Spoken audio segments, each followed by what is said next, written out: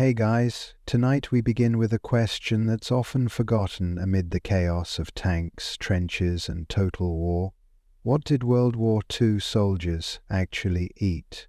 From American K-Rations to German Ersatz bread, Soviet cabbage soup to Japanese rice balls. Tonight we're peeling back the layers of history, one can of corned beef at a time. So before you get comfortable, take a moment to like the video and subscribe, but only if you genuinely enjoy what I do here, and let me know in the comments where you're tuning in from and what time it is for you. It's always fascinating to see who's joining us from around the world.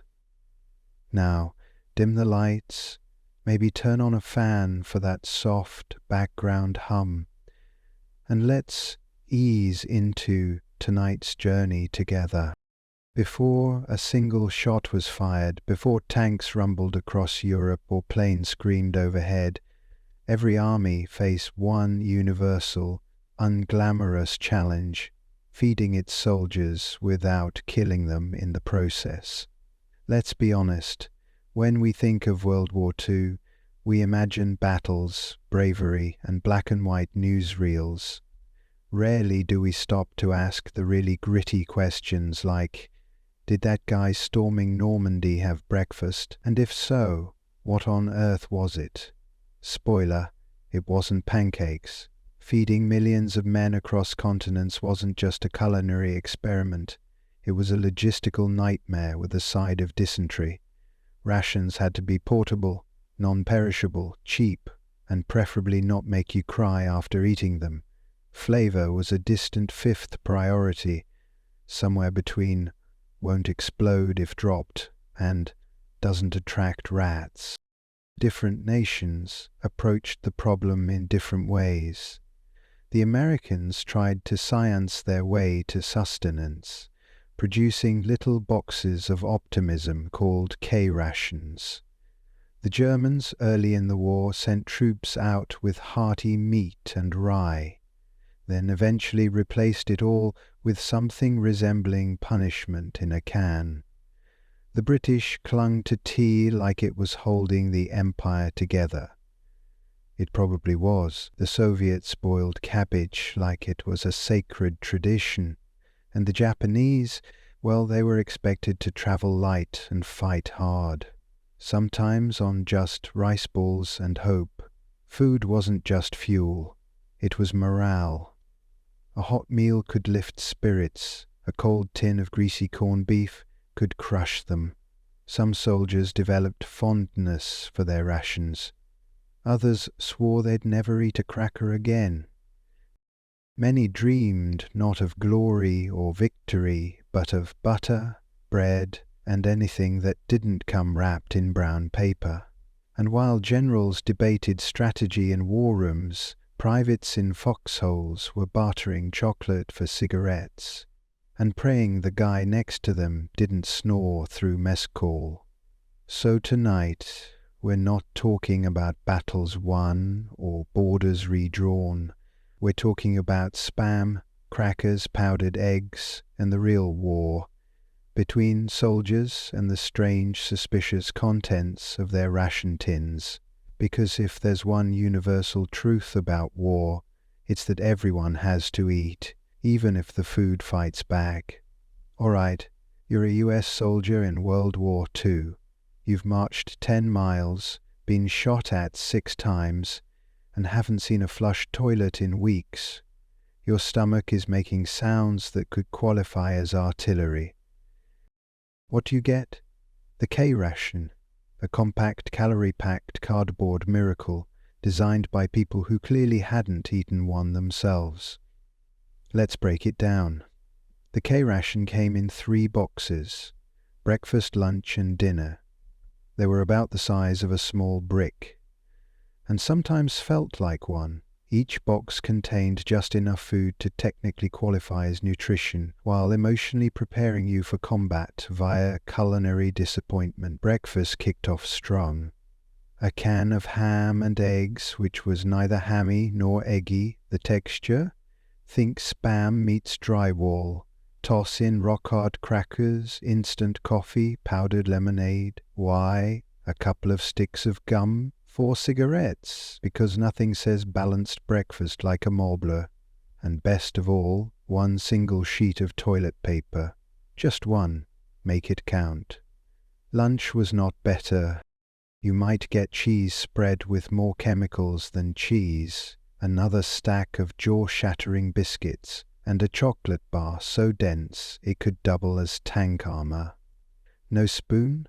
No problem. You'd use your knife, a stick, or blind rage to scoop it out. Dinner was meat and beans, which looked like a crime scene in a can.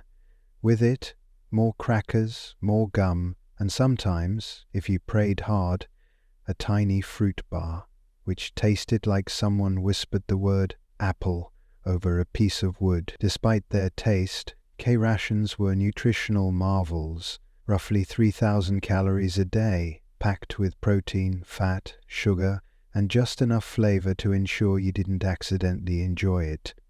Troops often swapped components like prison traders. Cigarettes for chocolate, cheese for crackers, anything to dodge the ham-egg trauma. But every now and then you'd find a Hershey bar, real chocolate, real comfort. For one bite, you weren't in the mud, you were back home. That alone made the rest of the ration worth tolerating. So yes, the K-Ration was dry, weirdly square, and kind of tasted like war, but in the end it was the fuel that helped win a global conflict, one questionable meat product at a time. If the K-Ration was the army's idea of a meal, then the D-Ration was their idea of a survival threat disguised as dessert. The D-Ration looked like a chocolate bar, came wrapped like a chocolate bar, and was issued to soldiers as a chocolate bar. But that's where the similarities ended. Because this wasn't your sweet little Hershey's Kiss. No, the D-Ration was engineered in coordination with the US Army to do 3 things. 1. Not melt. 2. Last forever. And 3. Taste like absolute despair. It was roughly the size of a deck of cards and dense enough to stop a bullet. In fact, some soldiers swore it had, whether in their packs or their intestines. The ingredients were technically food: chocolate, sugar, oat flour, and a little cocoa. The result? A brown brick that could double as a bludgeon or emergency building material. Why was it made this way? Because it had to survive the tropics, deserts and frozen tundras without turning into goo, and the military specifically requested it be unappetizing, so soldiers wouldn't eat it unless they were actually starving. Mission accomplished. The bar was so hard that biting into it without softening it first could lead to dental emergencies. Some guys tried grating it into hot water. Others just stared at it in confusion. A few, legend says, used it to hammer tent stakes. But hey, it had calories, about 600 per bar, which could keep a man alive through a day of combat. Barely, if you were trapped behind enemy lines or stuck in a foxhole with nothing but your rifle and bad decisions, the D-Ration might just save your life. Emotionally, not so much. To the Army's credit, they did eventually realize feeding troops chocolate that doubled as masonry was not great for morale. Later iterations of the D-Ration got slightly softer and vaguely more edible, but the damage was done. Soldiers remembered the original bar with the same fondness one remembers dental surgery. So next time you hear someone say, "Chocolate makes everything better," remember the D-Ration, the bar that proved them wrong. If the K-Ration was survival food and the D-Ration was edible punishment, then the field kitchen was a soldier's only shot at eating something warm, recognizable, and only mildly soul-crushing. Field kitchens, also known as rolling misery carts, were mobile food units pulled behind trucks or horses. They were the military's attempt at fine dining on the go, and by fine we mean not cold and in a can. These kitchens churned out industrial-sized vats of stew, beans, gravy-like substances, and enough coffee to power an infantry division through a mild existential crisis. Meals were served cafeteria style. You'd line up with your trusty mess kit, a metal tray that looked like it belonged in a science experiment, and shuffle forward, praying the guy ahead didn't take the last ladle of something vaguely meat-coloured. The food was ladled out with military precision. One scoop for you, one suspicious stare, and on to the next private. The menu? It depended on where you were. In Europe, you might get creamed chipped beef on toast, affectionately and permanently renamed by the troops as SOS, or stuff on a shingle, though most used a less polite S-word. In the Pacific, you were lucky if it wasn't just rice and hot dog fragments swimming in broth.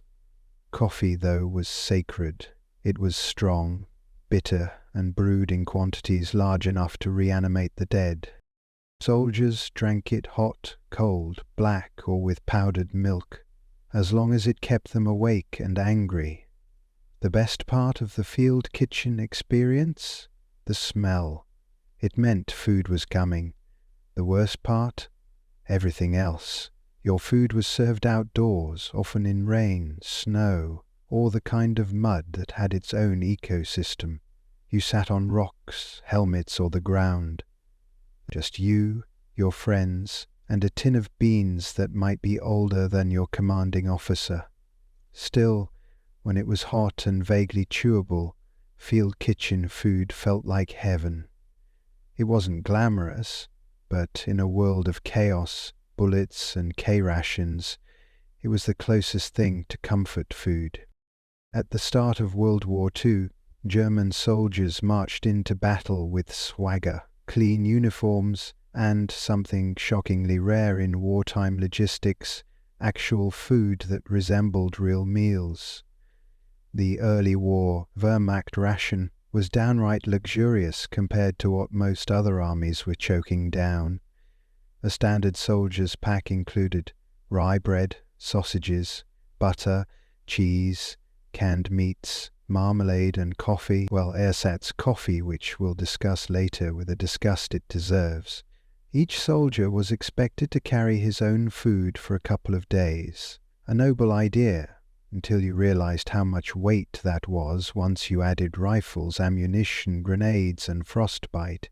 Still, German rations were built around the concept of 3 hot meals a day, with field kitchens trailing behind like slightly overworked food trucks. Breakfast could be dark rye bread with jam or butter, plus that roasted acorn faux coffee. Lunch? Tinned meat, cheese, and maybe a boiled potato or 3. Dinner, if you were lucky and not actively being shelled, might be soup or stew made from whatever was still moving that morning. Sausage, especially Metwurst and Leberwurst, was a staple. It was easy to transport, packed with protein and vaguely comforting, also incredibly smelly in a sealed tin, which made every trench a blend of iron, sweat, and spicy pork aroma. And of course, Germans had bread. Good bread. Real bread. Soldiers often reminisced more about losing access to proper bread than about losing a warm bed. One Wehrmacht veteran described ration bread as the only softness in an otherwise very sharp war. Field kitchens backed this system up, churning out steaming pots of stews, boiled meats, and dumplings when possible. Morale was high, stomachs were relatively full, and German efficiency seemed unstoppable. But, and there's always a but, this early golden age of German rations wouldn't last. As the war expanded and supply lines stretched thin, the sausage turned sour, the bread got stale, and the once proud field kitchens were left stranded in frozen forests with nothing but frozen potatoes and patriotic memories. Still, for a brief, Bratwurst-filled moment, the average German soldier had something precious in war. Warm food, decent coffee substitutes, and the illusion that this whole thing might be over by Christmas. As World War II dragged on, and Hitler's dream of blitzkrieg glory turned into a logistical nightmare, German rations took a sharp turn, straight into the land of Ersatz, a German word that basically means imitation. Or more accurately, this isn't food, but we're calling it that anyway. By 1942, things were getting creative. Real coffee, gone. In came Ersatz Cafe, a charming blend of roasted acorns, chicory, sugar beet, or barley. It smelled like despair, and tasted like something brewed in an old boot. It technically resembled coffee if you'd never had coffee before and were very forgiving. Bread, once dark, hearty and soul-sustaining, it was now packed with fillers, sawdust, straw flour, potato starch, and whatever else they could legally grind into powder. You might still call it bread, but your teeth would disagree. Some soldiers joked it doubled as helmet padding. Butter disappeared too, replaced by Ersatz margarine, a pale, tasteless grease that was somehow both oily and chalky. Meat became a memory. Cans of meat product started showing up. Labels didn't specify the animal, and honestly it was better not to ask. Even sausages, that sacred pillar of German cuisine, were diluted. Horse meat entered the mix, then turnip filler. Eventually, some sausages were up to 40% plant material. Imagine biting into a bratwurst and getting a mouthful of damp newspaper. Welcome to the Reich's culinary downfall. The problem wasn't just taste. These Ersatz rations lacked nutrients, calories, and morale. Troops in the East were burning thousands of calories in sub-Nero weather and getting food that couldn't even sustain a Dachshund. Starvation, sickness, and desperation followed. Soldiers got inventive, boiling shoe leather, bartering with locals, or raiding enemy supply lines just to get something real. A single American chocolate bar was worth more than a stack of Wehrmacht bread. What had begun as an efficient, fuel-powered war machine was now being run on cabbage water and caffeine lies. The Germans had started with real food. Now they were chewing misery and washing it down with roasted roots. If there was a place where food went to die during World War II, it was the Eastern Front, stretching thousands of miles from Berlin to the deep frozen belly of Russia. The Eastern Front was the logistical equivalent of trying to run a pizza delivery service across a glacier, while being shot at, shelled, and occasionally eaten by wolves. German soldiers, who once feasted on sausage and rye, found themselves crouched in snowdrifts, with frozen fingers and empty stomachs. Rations shrank, supply lines collapsed, and morale thawed faster than the soup, which is to say, not at all. Let's talk about that soup. Meal on the Eastern Front often meant hot water with a few potato peels if you were lucky. If you weren't, it was just water, frozen solid by the time it got to you. Bread, it arrived mouldy or not at all. Meat, rumour only. Soldiers burned precious firewood not to warm themselves, but to thaw their canned meat products, which might have been beef, pork, or recycled optimism, and God help you if the label had worn off. You'd have to sniff your way through the mystery. In winter, men boiled snow for drinking water, heated tins over engine blocks, and sometimes ate snow out of desperation, which sounds harmless until you realize it lowers your core body temperature and brings you one step closer to freezing to death with a mouthful of slush. Then There were the rats, bold, fat, and suspiciously well fed. Some units resorted to catching and cooking them. Others considered the rats rivals, stealing scraps from each other in midnight battles that historians mercifully don't teach in classrooms. Desperation also led to bartering. Soldiers traded cigarettes for bread, buttons for sugar, or a pair of socks for half a boiled potato. A single spoonful of jam could start a fight. If you had chocolate, you were a god. Despite the hunger, the cold, and the lack of anything resembling a balanced meal, soldiers endured. They joked, swore, and ate whatever they could scrounge. But every mealtime became a grim ritual. Unwrap the tin, say a silent prayer, and hope it didn't bite back.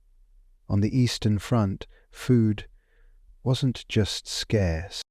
It was a cruel game of survival, played one frozen spoonful at a time. If German troops on the Eastern Front were eating misery, Soviet soldiers were chewing on sheer willpower.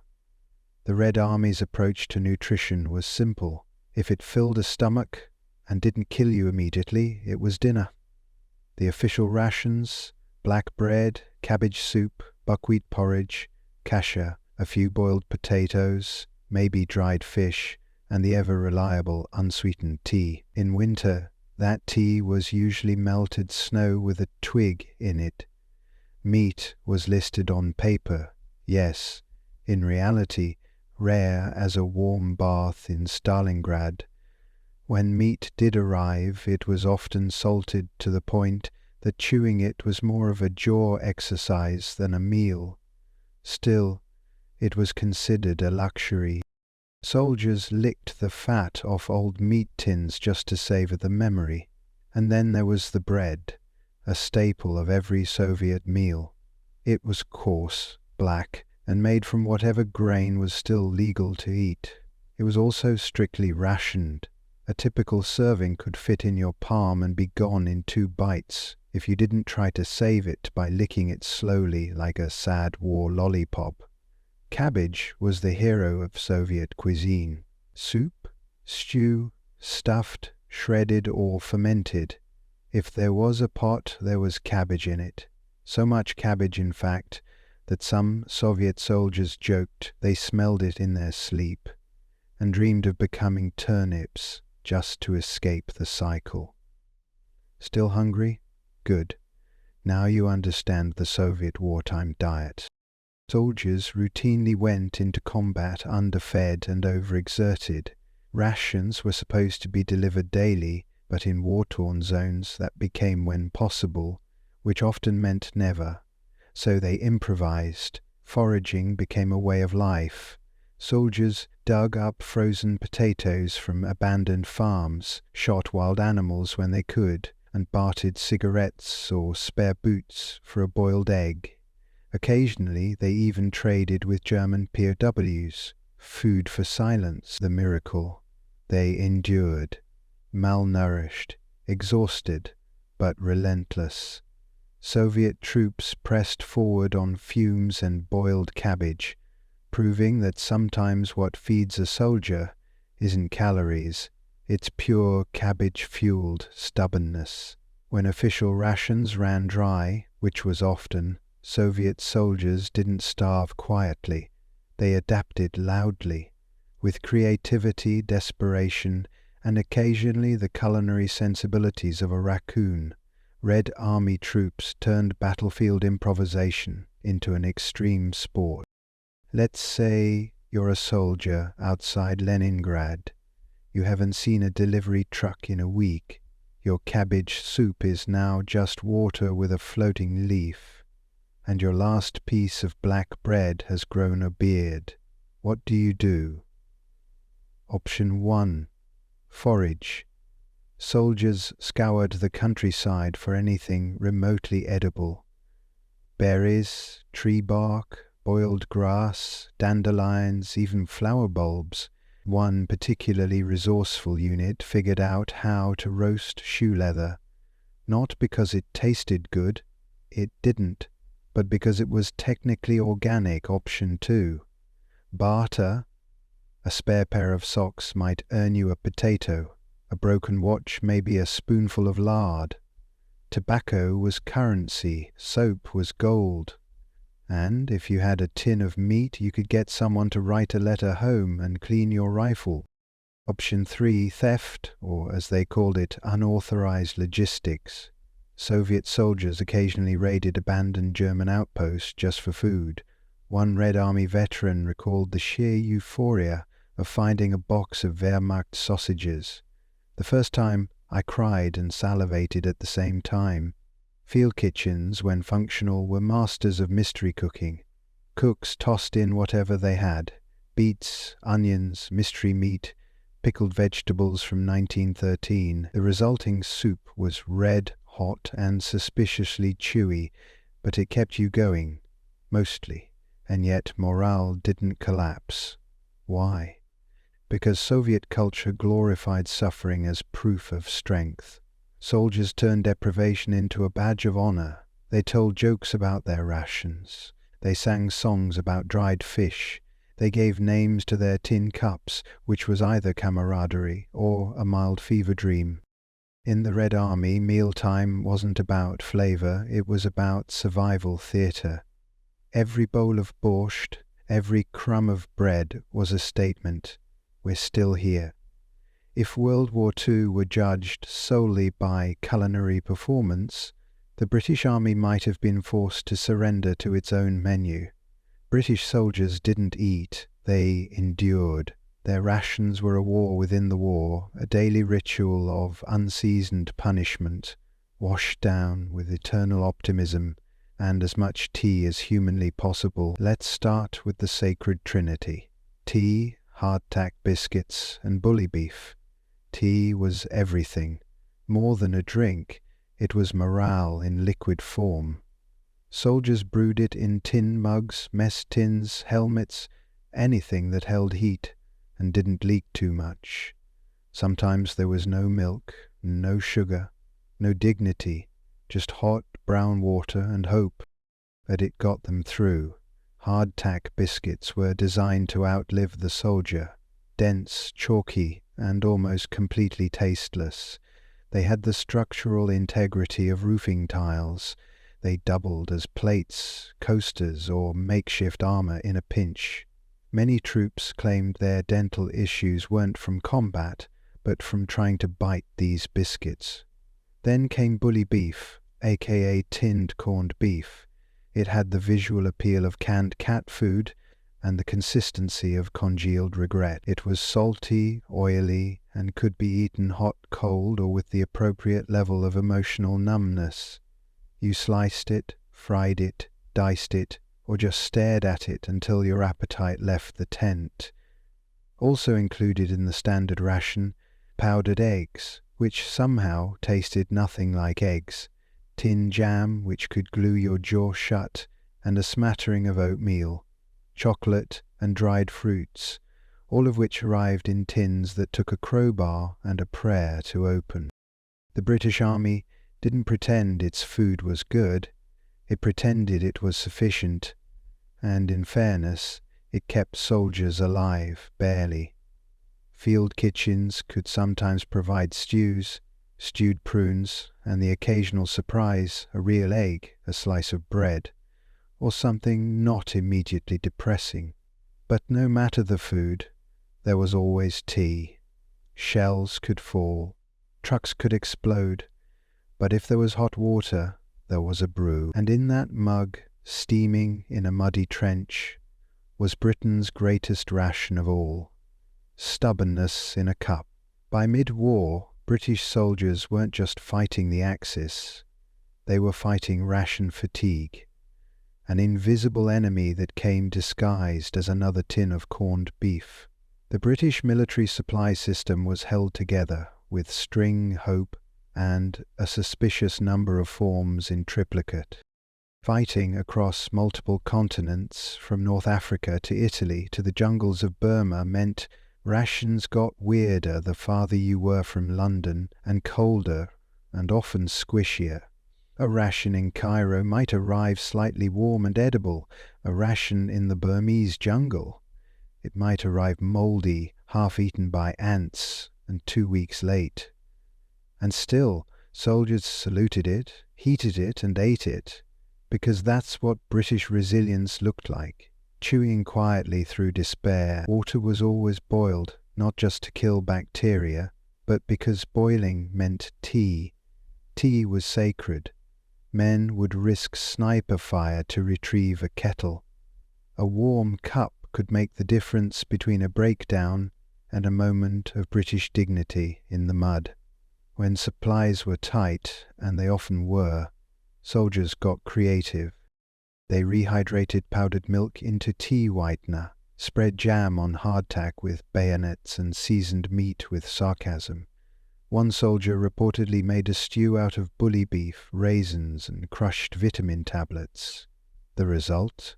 Morally questionable, but technically food. Tinned food was both a blessing and a curse. It lasted forever, yes, but it also required strength, tools, and sometimes divine intervention to open. Soldiers developed strong opinions about tin designs, and spent entire afternoons discussing the good keyroll ones versus those devil tins with no handles.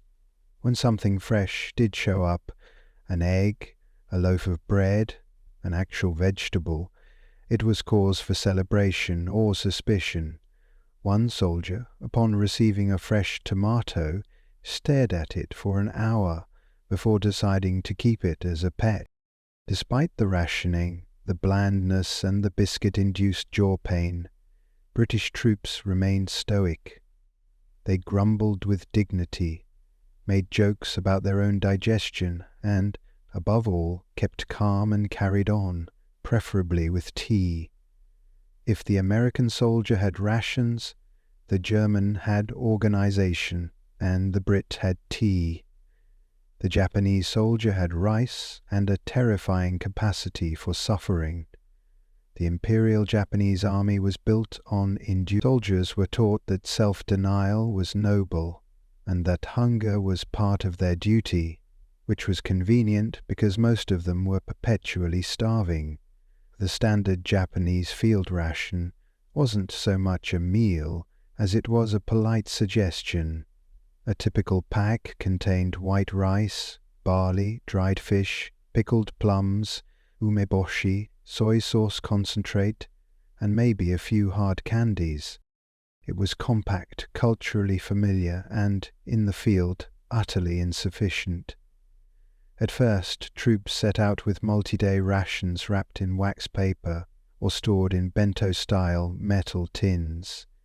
It looked neat, organized, thought out, and then they got to the jungle.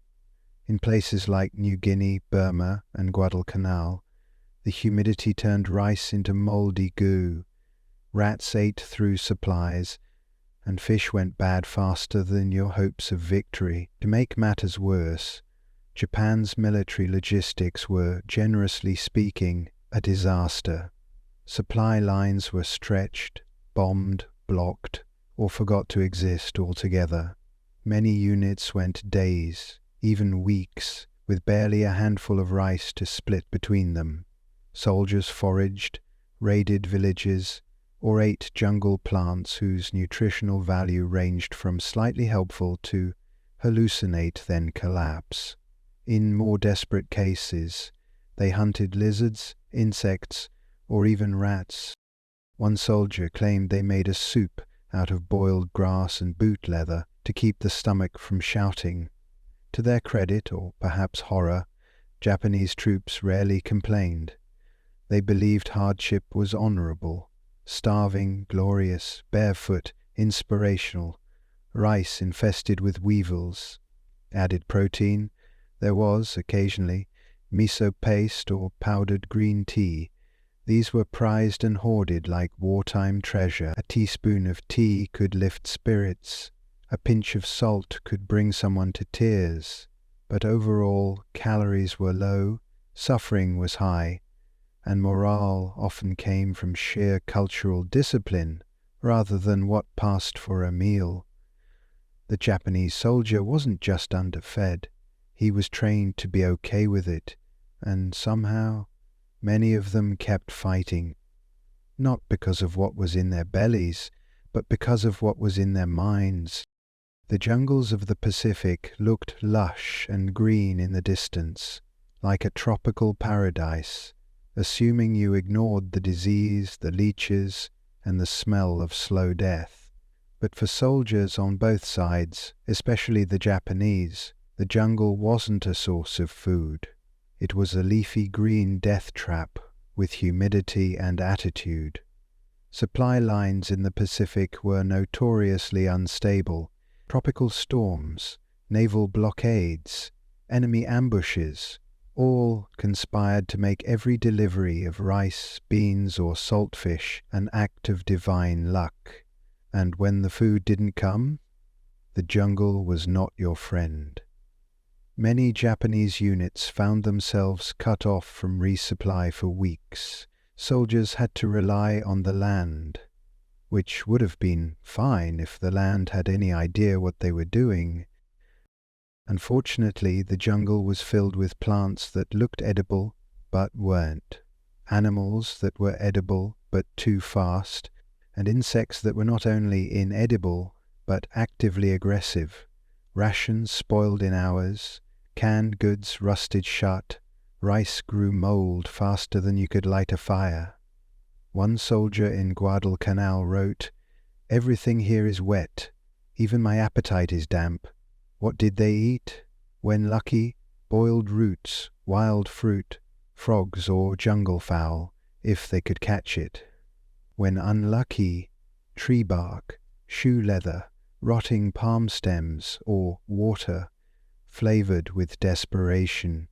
Stories exist of soldiers boiling the same handful of rice 3 times to extract every last shred of sustenance. Others fermented what was left into a starchy, half-dead porridge, known only as jungle glue. And then there were the horrifying rumors, accounts of cannibalism among starving units, especially during sieges. It wasn't widespread, but it did happen.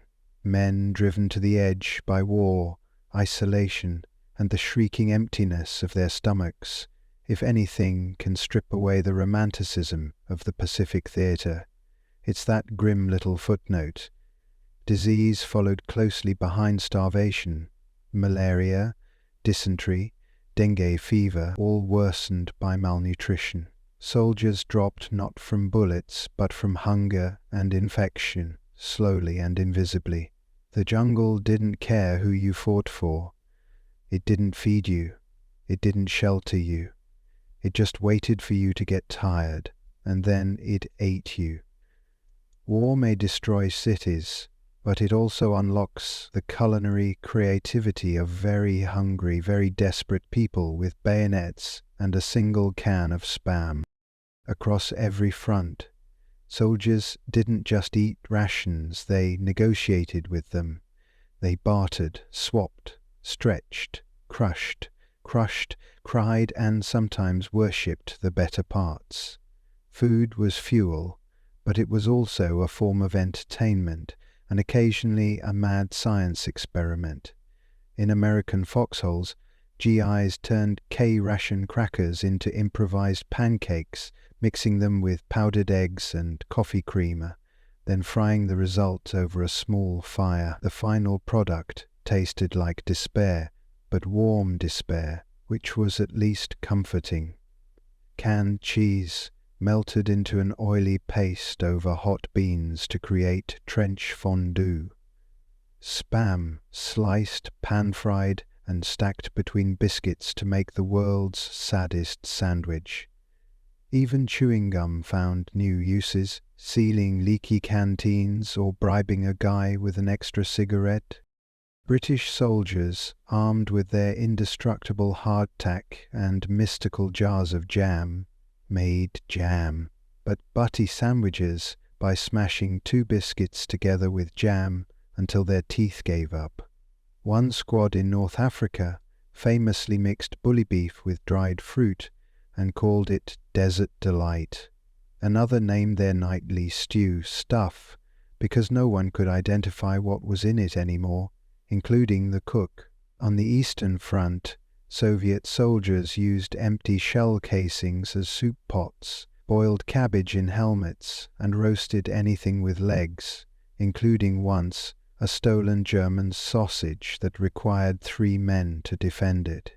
Even the Japanese, with limited supplies, found ways to repurpose leftovers. Rice was refried with pickled vegetables to create onigiri-style cakes, and dried seaweed was hoarded for flavoring water when nothing else remained. These weren't gourmet meals. They were acts of wartime alchemy.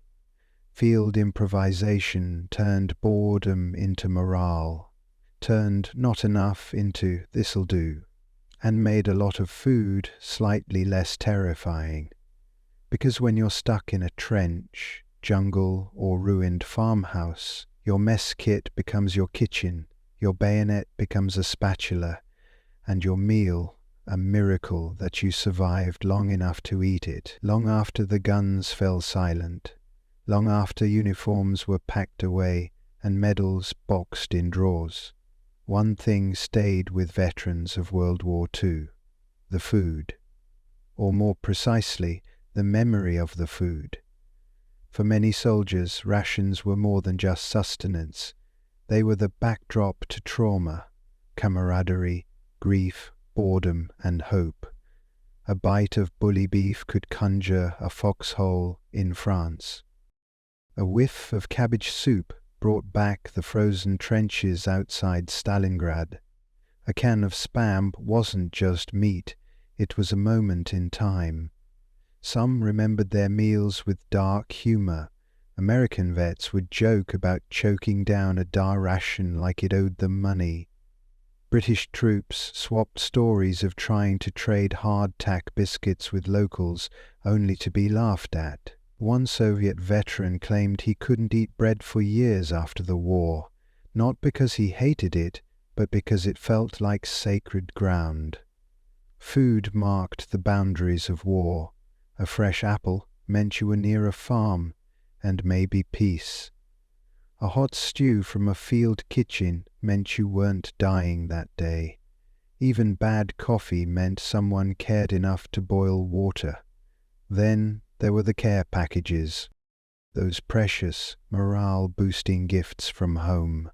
Chocolate bars, dried fruit, powdered milk, handwritten notes tucked beside cookies. These weren't just treats, they were emotional lifelines. Some soldiers hoarded them, others shared them out, one bite at a time, stretching hope across weeks of horror. And yet some flavors stuck around too long. Veterans joked that they could still taste the metal of the tin decades later. One GI swore he could still smell Spam every time it rained. Another insisted his nightmares occasionally starred powdered eggs. Because when you eat in war, you're not just feeding your body, you're anchoring your existence. You're trying to stay human in a world gone mad. And that means every meal, however bland or bizarre, becomes part of you. So next time you toss a snack in the microwave, think of those soldiers, cooking with firewood, bayonets, and sheer determination.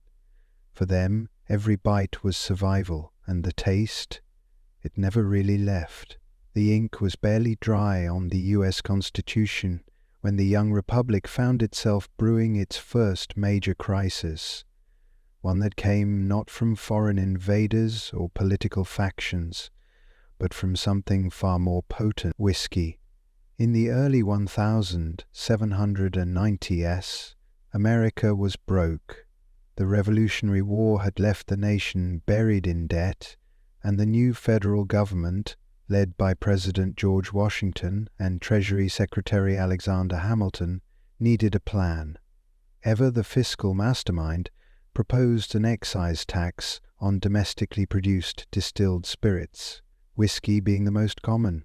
To the urban elites and coastal merchants, it sounded reasonable, but on the western frontier, it sounded like a punch in the face from a powdered wig aristocrat. Out west, in places like western Pennsylvania, whiskey wasn't just a drink, it was currency. Farmers distilled their surplus grain into whiskey because it was easier to transport, less perishable, and far more profitable than raw crops. Bartering whiskey for goods and services was part of daily life, so when the federal government started taxing it, many frontier folks saw it not as a revenue measure but as a betrayal, a reminder that power was drifting back to the same kind of distant authority they'd just fought a revolution to escape. To make matters worse, the tax structure itself seemed custom-built to screw over small producers. Large distilleries could pay an annual flat fee, but small-time distillers, like the ones populating the Appalachian Hills, had to pay per gallon. Translation: the little guy paid more proportionally. And with federal tax collectors showing up on horseback to enforce the new law, tensions began to boil over. At first, the resistance was petty. Inspectors were threatened, tax documents were burned, and revenue officers were politely told to get lost. But soon polite turned to violent. Tar and featherings made a comeback. Taxmen were chased from their homes. In one case, a revenue officer was stripped naked, tied to a tree, and had his hair cut off. Frontier justice with a splash of moonshine-fueled rage. And Washington? He was watching, silently, waiting, but not for long, because what started as a tax protest was about to spiral into an armed uprising, one that would test the strength of the Constitution and Washington's resolve to enforce it. By 1792, the whiskey tax wasn't just unpopular, it was radioactive.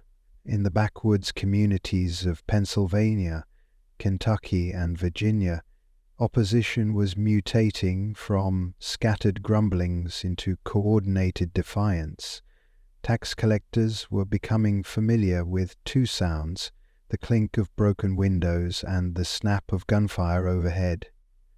The western counties of Pennsylvania became the epicenter of what many began to call outright rebellion. Meetings were held in taverns and cabins where kegs of homemade whiskey stood proudly next to muskets. These weren't just drunken gripes, they were organized gatherings. Locals formed militias, issued threats to federal officials, and even passed their own resolutions condemning the tax. Some refused to do business with anyone who paid it. It was part protest, part mafia, with a side of corn liquor. In 1793, things escalated further. Tax collectors and sympathizers were ambushed, whipped, and humiliated. One man was captured and paraded through town with a sign reading "Coward" hung around his neck. It was like the Boston Tea Party, but drunker and with worse hygiene. The federal courts responded by issuing summonses to bring the rebels to justice, but good luck serving legal papers in a place where the local sheriff might be part of the mob. The region was effectively slipping into lawlessness. Local officials either turned a blind eye or quietly sided with the insurgents. President Washington, usually calm and measured, started gritting his false teeth. The Whiskey Rebellion was threatening not only public order, but also the legitimacy of federal law itself. If the government couldn't enforce its own taxes, then what was the point of a constitution? What was the point of government? Still, Washington didn't rush. He sent federal commissioners to negotiate with the rebels, but it was like trying to serve tea at a bar fight. The rebels had already formed committees, held conventions, and in some cases talked about full-on secession. They saw themselves not as criminals, but as patriots standing up to tyranny. Meanwhile, Hamilton, ever the hawk, was whispering in Washington's ear, "You want to let these guys stomp on the Constitution? Really? After everything we just went through?" And so Washington made a decision, one that would shock the rebels and set a historic precedent. He would raise a federal army against his own people. By 1794, the Whiskey Rebellion had become more than a backwoods tantrum. It was an outright challenge to federal authority. George Washington, who had led a revolution just a decade prior, now found himself in the bizarre position of leading an army against Americans, the very citizens he helped liberate. And this wasn't some ragtag militia. Washington called upon more than 12,000 troops, nearly 3 times the size of the force he had at the Battle of Trenton. That included state militias from Maryland, New Jersey, Virginia, and Pennsylvania. Many of these troops were volunteers, but others were voluntold. It was the largest federal force ever marshaled in the US to that point. And it wasn't going to war with the British or French. It was marching west to put down angry farmers with pitchforks and moonshine stills. Hamilton, never one to miss a dramatic moment, rode out with the army like some powdered Whig version of Patton. He was thrilled. This was his big moment to show that the federal government had teeth and wasn't afraid to bite. Washington, though reluctant, knew the stakes. The rebellion wasn't just about booze. It was about whether the United States could function as a nation under law. If the rebels could scare off tax collectors and defy Congress without consequences, then the Constitution might as well be used for kindling. So, for the first and only time in American history, a sitting president led troops in the field. Imagine the scene. The most famous man in America, astride a horse, riding westward through the Allegheny Mountains, not to inspire revolution, but to crush one. His presence sent a chilling message. Rebellion would be met not with pamphlets. When the army approached the heart of rebel territory in western Pennsylvania, the response was disappointing. The rebels, who had talked big in taverns and torched a few tacksmen's houses, suddenly remembered they had chores to do. Most of the ringleaders vanished.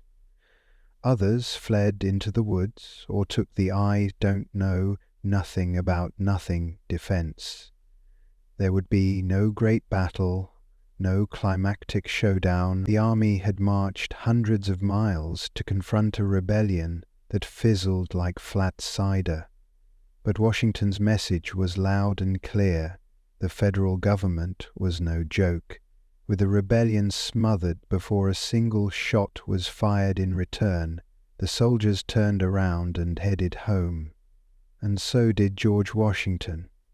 But now came the mop-up, arrests, trials, and justice, federal style. A handful of rebel leaders were captured, though leaders might be generous. Many of the more radical agitators had slipped away into the wilderness. What remained were a few unlucky men who got caught by bad timing or bad hiding spots. 20 were eventually brought to Philadelphia to stand trial for treason. The trials, however, didn't unfold like Hamilton might have dreamed. Evidence was spotty, witnesses were afraid to testify, and the jury, composed of their fellow Pennsylvanians, wasn't exactly keen on throwing their neighbors into a noose. In the end, only 2 men were convicted of treason, and even that verdict came with a side of skepticism. These weren't dangerous warlords, they were poor farmers who had made poor decisions. And Washington, no stranger to rebellion himself, chose mercy over vengeance.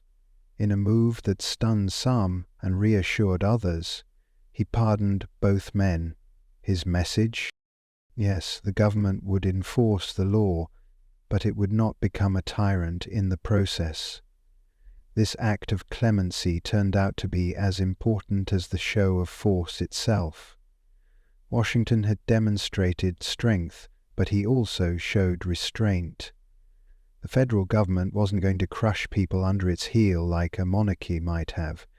Instead, it would lead by law, tempered with justice. Meanwhile, Hamilton grumbled. He wanted more heads to roll, metaphorically if not literally. He saw the rebellion as proof that the common folk couldn't be trusted with too much freedom, especially not with whiskey involved. But Washington understood the deeper game. Legitimacy didn't come from cracking skulls.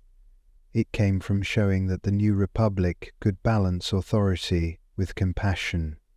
The rebellion was over, but the precedent it set would echo for generations. The US had passed its first real test of federal authority, and it didn't collapse into chaos. Still, questions remained. Would future presidents use the same logic? Would mercy always follow power? And most of all, was this the end of frontier rebellion, or just the beginning? The guns were holstered, the rebels pardoned, and the whiskey stills quietly resumed bubbling in the hills. But politically, the whiskey rebellion left a hangover that would last for years. The event had proven that the federal government had the power to enforce its laws, but it also lit the fuse on deep political divisions that were already smouldering beneath the surface. At the heart of the conflict were two opposing visions of America. On one side stood Alexander Hamilton and the Federalists, lovers of order, commerce, strong central government, and powdered wigs that could stop a bullet. They saw the rebellion as proof that the unruly countryside needed firm management. On the other side were the Jeffersonian Republicans, who didn't trust centralized power one bit. They believed in the yeoman farmer, local control, and resisting the kind of government overreach they'd fought a revolution to escape. To them, the federal response to the whiskey rebellion wasn't a heroic act of law enforcement. It was overkill. Sending 12,000 troops after some farmers with barrels of corn mash felt like stomping on a fly with a cannon. Thomas Jefferson, then serving as Washington's vice president, didn't hold back his opinions. Privately, he referred to the federal march as a monarchy adventure. He believed that Washington's show of force only pushed the common man further away from the government and straight into the arms of the Republican cause. And indeed, in the aftermath of the rebellion, something curious happened. The Republican Party began to gain traction. Out on the frontier, where distrust of federal authority had been fermented like whiskey itself, support for Jefferson's ideals surged. These weren't just drunk and angry farmers anymore. They were voters, and they were angry about being treated like a bunch of criminals for refusing a tax they could barely afford. The rebellion had failed militarily, but it succeeded in galvanizing anti-federalist sentiment. It helped accelerate the formation of the first true political parties in America, sharpening the divide between those who wanted a strong, centralized state and those who wanted the states to call their own shots. So while no war had broken out, a new kind of battle had begun. One fought not with muskets and torches, but with ballots, speeches, and ideology. At its core, the whiskey rebellion wasn't just about booze. It was about power and class resentment.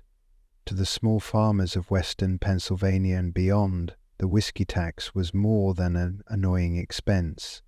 It was a symbol of everything they feared about the new federal government, that it would be run by elites for elites, at the expense of the working poor. Most of the rebellion's participants weren't outlaws. They were veterans of the Revolutionary War, men who had fought and bled for a republic they now felt was turning its back on them. They returned from battlefields to discover that the very government they helped establish was now squeezing them dry, all while cozying up to Eastern bankers and merchants. It was like fighting a lion only to come home and get kicked by the house cat. To make matters worse, many frontier folk felt deliberately excluded from political participation. Representation was lopsided.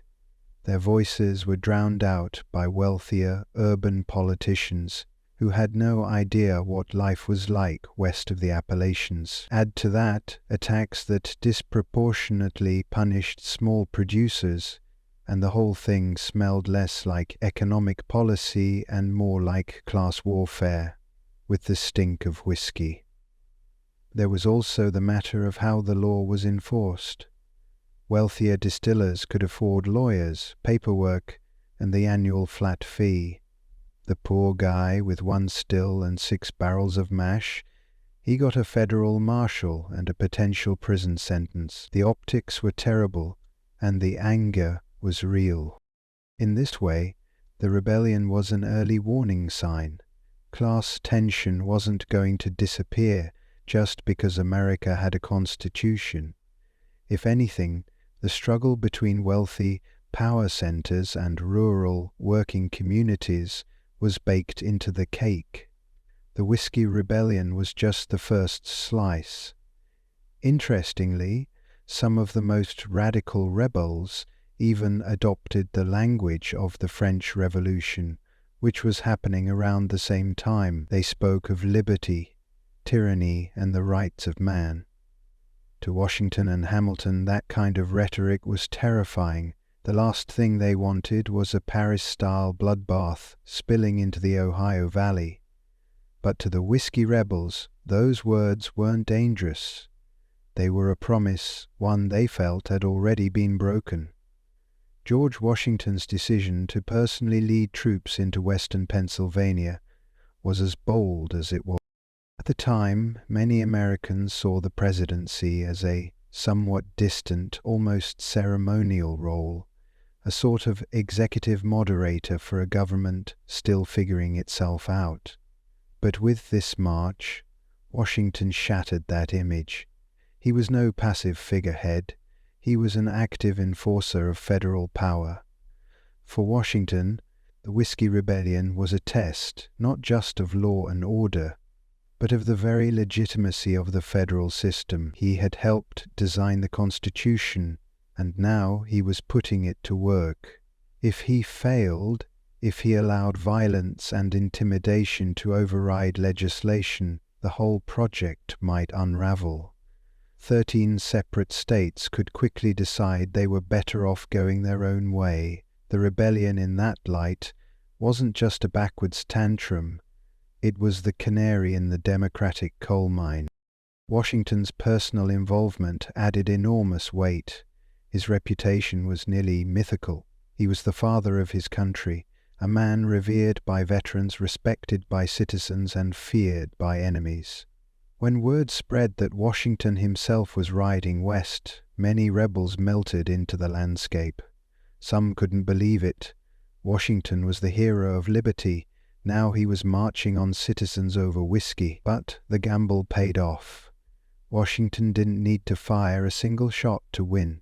His presence alone restored order, and he knew when to stop. Once the rebellion dissolved, he withdrew. He didn't occupy the region, didn't punish the masses, didn't turn it into a show trial. He just reminded everyone firmly that the law was not optional. Yet not everyone applauded. Some, especially in the Jeffersonian camp, accused Washington of using military force to silence legitimate political dissent. They painted the march as an overreaction, a flex of executive muscle that could have turned ugly fast. Even some Federalists worried. What precedent had just been set? Still, the rebellion's swift collapse allowed Washington to exit the presidency on a high note. He had enforced the law without becoming a tyrant. He had shown strength without cruelty. But quietly, Washington understood. This wouldn't be the last time America's unity would be tested, and next time the outcome might not be so bloodless. Although the Whiskey Rebellion ended with barely a whimper, its echoes rippled far and wide, politically, legally, and culturally. In hindsight, this dusty conflict over distilled grain was one of the most important constitutional stress tests in U.S. history. First, it set a critical precedent. The federal government had the right and the ability to enforce its laws, even in the face of violent opposition. Before this, the Constitution had been more theory than reality. The Articles of Confederation had shown how weak and toothless a decentralized government could be, and now the Constitution, with Washington's boots on the ground, flexed its newfound muscles. But with that power came a lingering fear. Many Americans, especially in rural areas, began to see the federal government not as a representative of their will, but as a distant Eastern elite that didn't understand or care about frontier life. The very same people who had once cheered the revolution now whispered about oppression from Philadelphia and New York instead of London. Culturally, the Whiskey Rebellion became legend in the Appalachian Hills. Stories were passed down of brave distillers standing up to federal agents. Some were exaggerated, some romanticized, but all carried the same message. Government doesn't always have your back, and if you want something done, sometimes it takes more than a vote. It takes a still, a rifle, and a few angry neighbors. Meanwhile, in Washington, D.C., a new capital being planned during the rebellion's aftermath, lawmakers were taking notes. Future leaders would reference the Whiskey Rebellion every time civil unrest threatened the balance of the Republic. Was this the model, a rapid show of force followed by clemency, or a dangerous precedent of executive overreach? And then there was the whiskey itself. Ironically, despite the rebellion's failure, the tax never worked.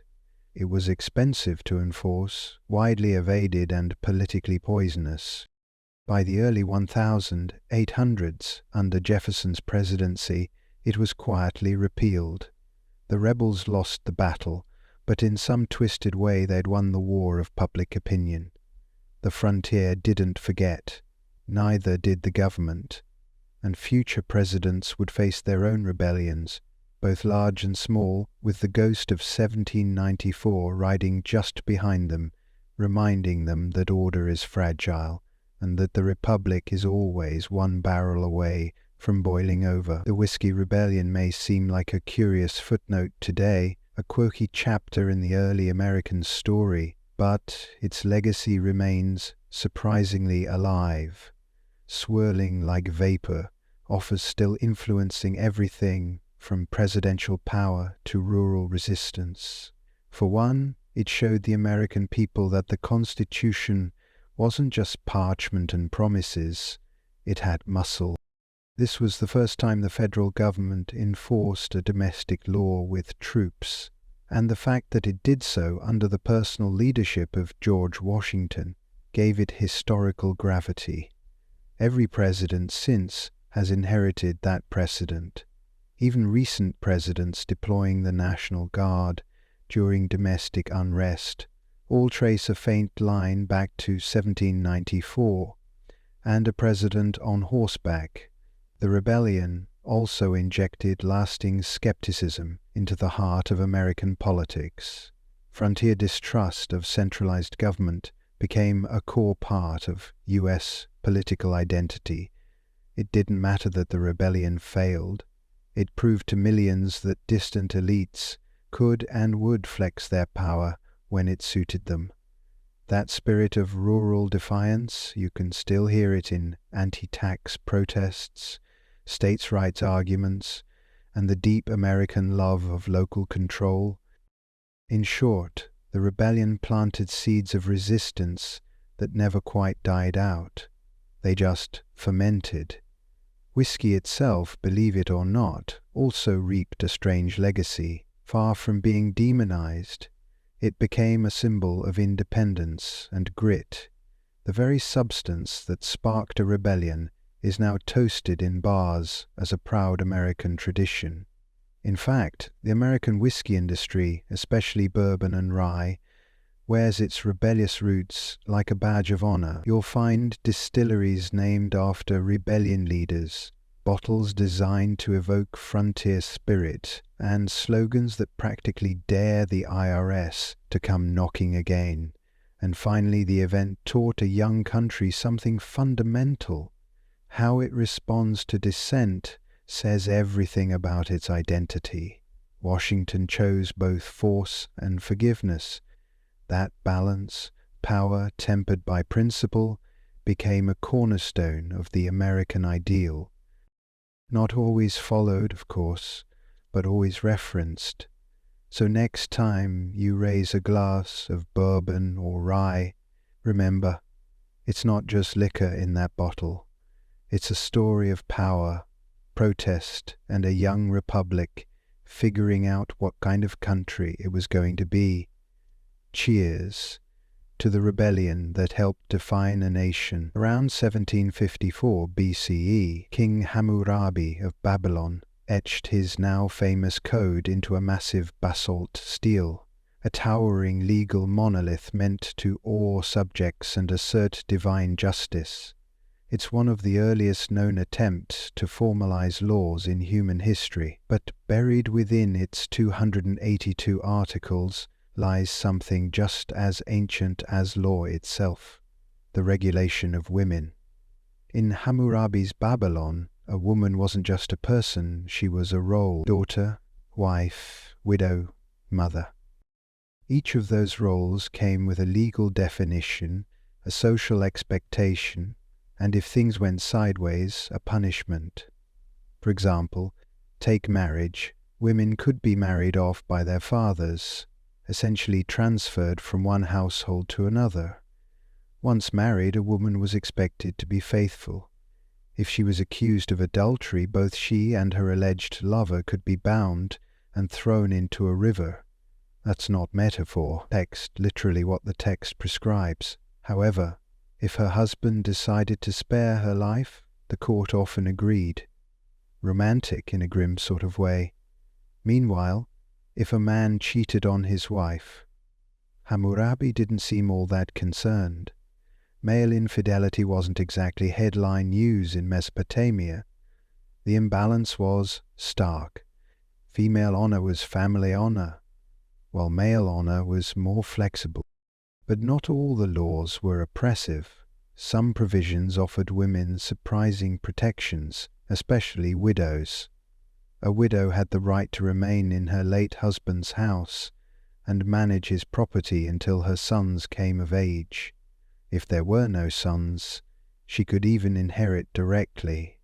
In that way, Hammurabi's code recognized a woman's capacity for financial and legal responsibility, but only within the strict bounds of family structure. There were also laws about divorce.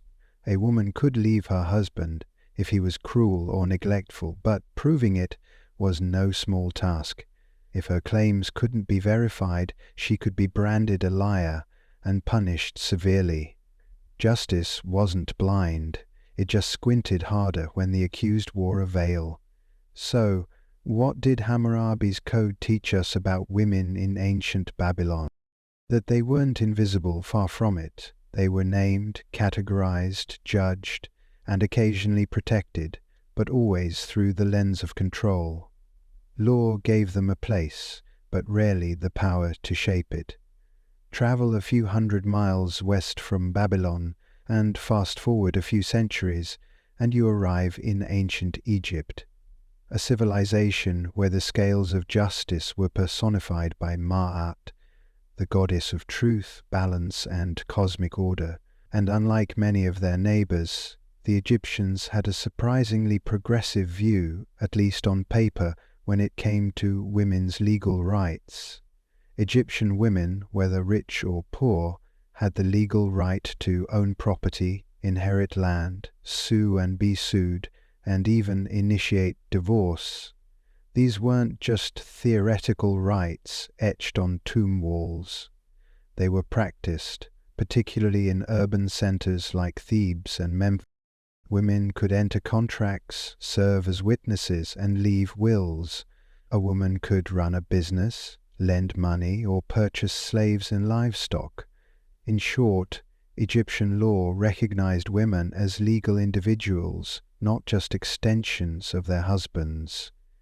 This autonomy might seem ahead of its time, and in many ways it was. Women weren't locked out of temples or courts. In fact, priestesses played important legal and ritual roles, and some even served as judges or scribes. Legal documents from the New Kingdom show women filing complaints against male relatives and winning. But, and there's always a but, this relative legal freedom came with social constraints. Most women still lived under the authority of a father or husband, and while they could own land, they were often expected to pass it down through male heirs. The law said yes, but society often said not quite. Marriage, though not a religious institution in Egypt, was still legally binding.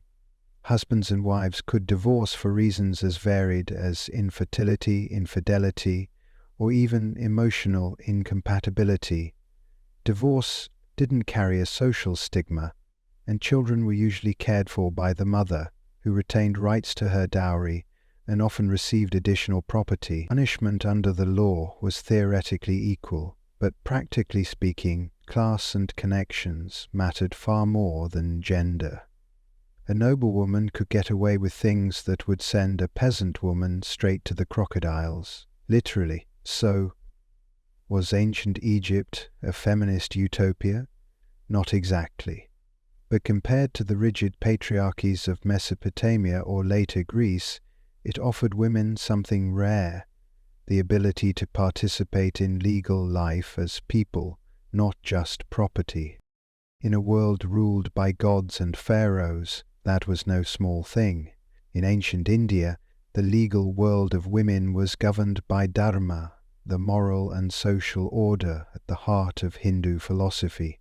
Codified in texts like the Manusmriti, laws of Manu, this framework offered a deeply hierarchical and duty-driven system, where women were honored, protected, and respected, so long as they stayed in their place.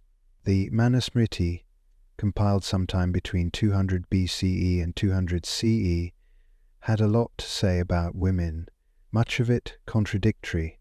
On one page it declared that where women are honored, the gods rejoice. On another, it warned that a woman must never be independent. The tone swung between reverence and restriction, between divine praise and domestic captivity. Women were legally bound to male guardians throughout their lives, father during childhood, husband during marriage, and sons during widowhood. This triad of male control wasn't just cultural, it was encoded into law. Autonomy was not the ideal, obedience was. Marriage laws were especially rigid. A woman's primary duty was to marry, bear sons, and serve her husband faithfully. Widow remarriage was generally frowned upon or outright banned, depending on the caste and period. Sati, the infamous practice where widows were expected to throw themselves onto their husband's funeral pyre, was not universally enforced, but found moral validation in some legal and religious texts. The Manusmriti didn't condemn it, but it also didn't condemn it. That said, there were exceptions. Women of the upper castes sometimes received education and could inherit property in the absence of male heirs. In some regions and periods, matrilineal traditions survived, particularly in the south. Women could serve as advisors, poets, and even rulers, though these were rare and usually exceptional. Divorce was rare and generally disapproved of, though certain grounds like impotence, cruelty, or abandonment were sometimes recognized. Still, it was the man who had more legal freedom to cast aside a marriage. Punishments, too, were gendered. A woman caught in adultery could be disfigured or outcast. A man, he might get a fine or a slap on the wrist if he had high status. In short, ancient Hindu law wrapped women in layers of veneration and restriction. They were sacred, but sacred like a temple statue, not like a free citizen, revered but rarely empowered. When we think of ancient Greece, we often imagine democracy, philosophy, and drama. But for half the population, women, the legal system was less about ideals and more about invisibility. Especially in classical Athens, women were legally seen not as individuals, but as permanent minors, bound to the guardianship of their nearest male relative for life. In Athenian law, women couldn't vote, own property independently, or represent themselves in court. They could not enter contracts or even leave the house without a male escort in many cases. If the Code of Hammurabi defined women as legally subordinate, Athens perfected the art of locking them out entirely.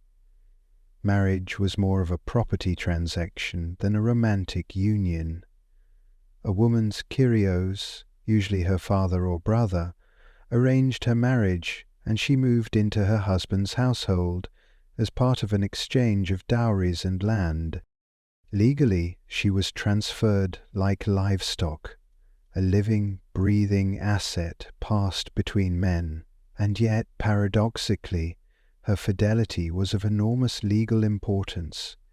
If an Athenian woman committed adultery, her husband could legally divorce her immediately, and any man caught with her could be executed. Yes, executed. Without trial. The irony? Her husband could sleep with courtesans or slaves without legal repercussion. Double standards weren't just common, they were built into the legal structure. Women couldn't initiate divorce themselves, but they could return to their father's house if abandoned or mistreated. However, any legal action on their behalf had to be taken by a male relative. Even in cases of rape or assault, a woman could not bring charges. Her carers had to speak for her. There were exceptions. In Sparta, women enjoyed more freedom. They could own land, receive education, and walk freely.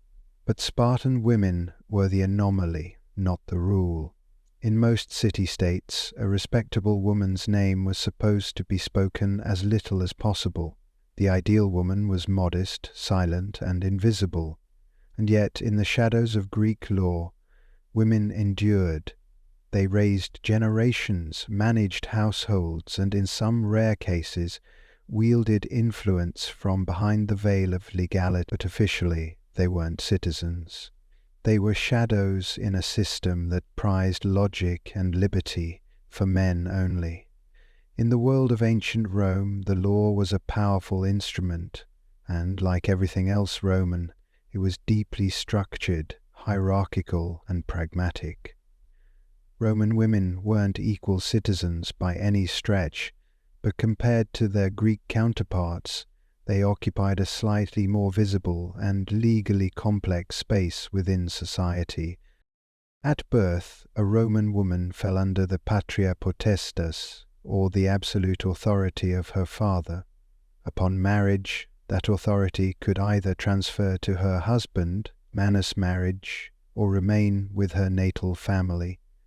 The latter became increasingly common over time, and allowed married women to retain legal ties to their original household and even managed property independently in some cases. This shift opened the door for women, especially widows or wealthy daughters, to own estates, manage businesses, and draft contracts.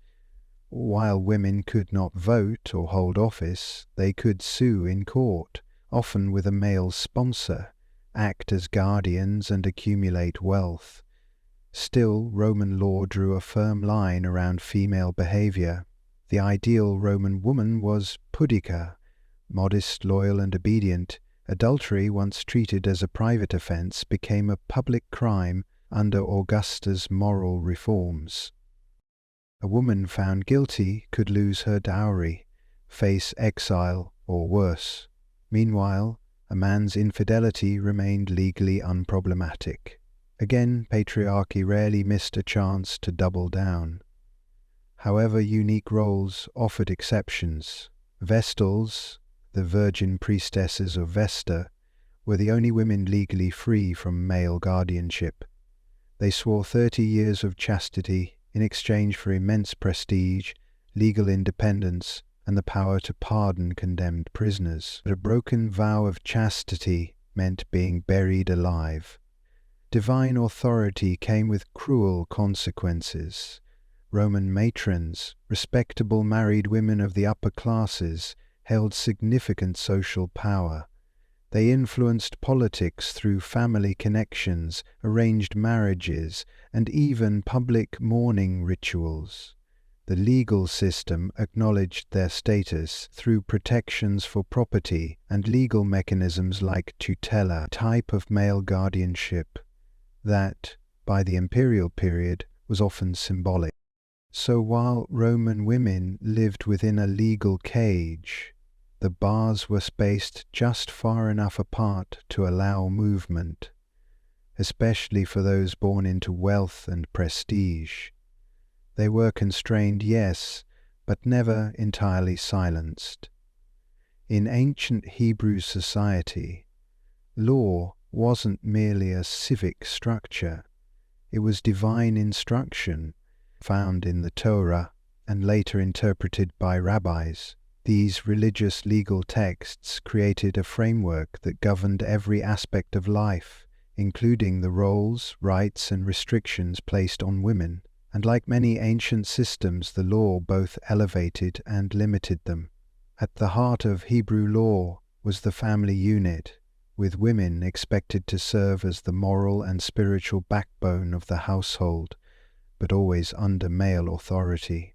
Fathers arranged marriages. Husbands were heads of households. Sons inherited land.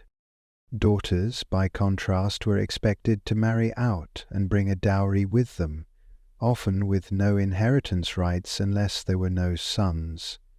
However, women were far from voiceless.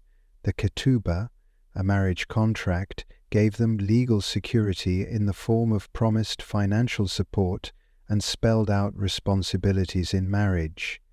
If a man failed to provide food, clothing, or intimacy, a woman could seek divorce, a rare provision in the ancient world, but she couldn't initiate it directly. A rabbinic court or her male kin had to advocate on her behalf. Adultery laws were starkly unequal. A married woman caught with another man could be stoned to death according to Deuteronomic law. A man caught with a married woman, same punishment.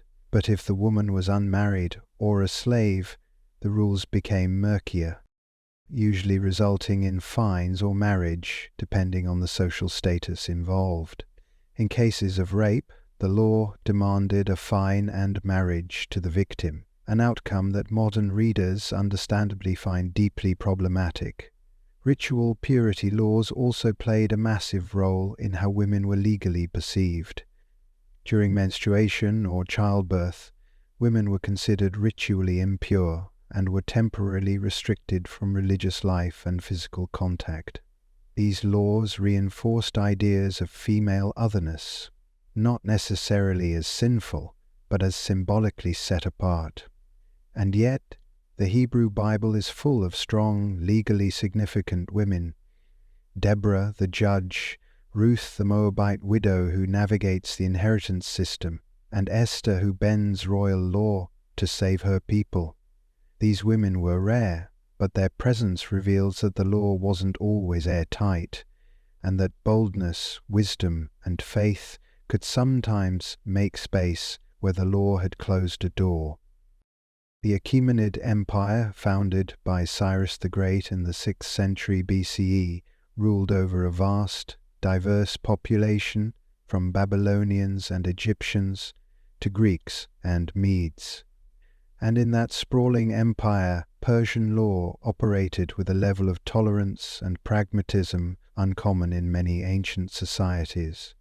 This legal flexibility extended in interesting ways to women. While Persian law wasn't codified in a single monument like Hammurabi's code, administrative records, court documents, and inscriptions reveal that women, especially elite women, had considerable legal presence. In particular, Persian royal and noble women were among the most autonomous in the ancient world. In the royal court, women like Atossa, daughter of Cyrus the Great and mother of Xerxes, wielded immense influence. She controlled vast estates, issued commands to administrators, and appeared in imperial inscriptions, not as decorative figures, but as landowners and power players. Records from the Persepolis fortification tablets show women receiving rations, managing work crews, and overseeing production in royal estates. These weren't isolated cases. High-ranking women, especially those close to the king, had legal authority over labor and property.